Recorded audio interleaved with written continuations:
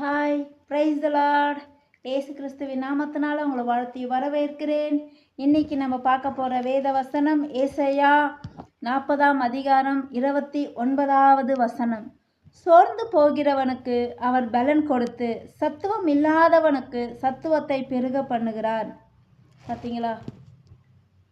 மனுஷங்க சோர்ந்து போயிருந்தா வந்து ஆறுதல் சொல்லுவாங்க. அவங்களால முடிஞ்ச சில வார்த்தைகளை சொல்லி அவங்க ஆறுதல் படுத்திட்டு போவாங்க.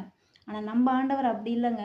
ஆறுதலுக்கு நீங்கள் என்ன கண்ணீர், எதுக்காக நீங்கள் கண்ணீர் வடிக்கிறீங்களோ அந்த கண்ணீரை தொடச்சி அந்த வேதனையை நீக்கி அதுக்கான பதிலையும் கொடுப்பார், அதுக்கான சொல்யூஷனையும் கொடுத்து உங்களை திருப்தி ஆக்குவார். அதுதாங்க நம்ம கர்த்தர். மனுஷங்க வெறும் ஆறுதல் சொல்லிட்டு போயிடுவாங்க. ஆனால் கர்த்தர் அப்படி இல்லை.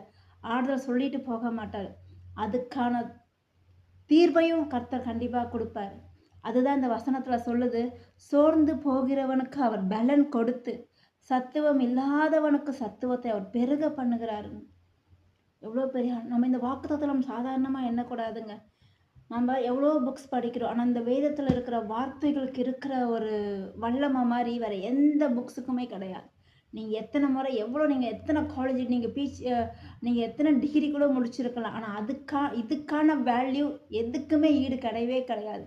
நீங்கள் எத்தனை முறை நீங்கள் இந்த பைபிளை படித்தாலும் சரி, நீங்கள் படிக்க படிக்க படிக்க படிக்க உங்களுக்கு ஞானம் இன்னும் அதிகமாக வளருமே தவிர ஒரு நாளும் பைபிளை படித்தவங்க குறைஞ்சி போனதா சரித்திரமே இல்லைங்க.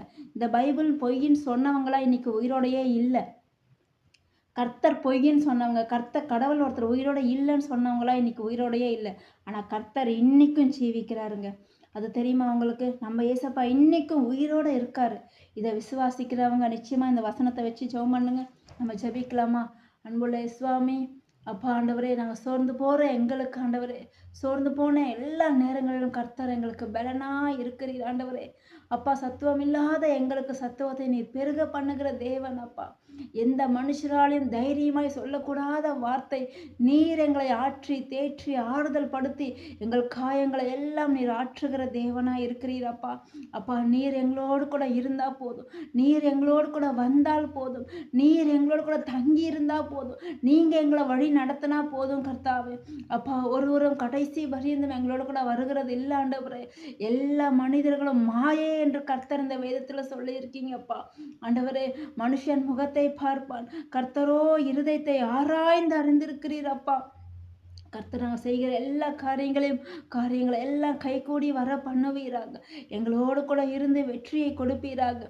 ஜெயமோ கர்த்தரால் வரும். உன்னை அதிசயங்களை காண பண்ணுவேன் என்ற வார்த்தையின்படி எங்களை ஆசீர்வதிங்க, பல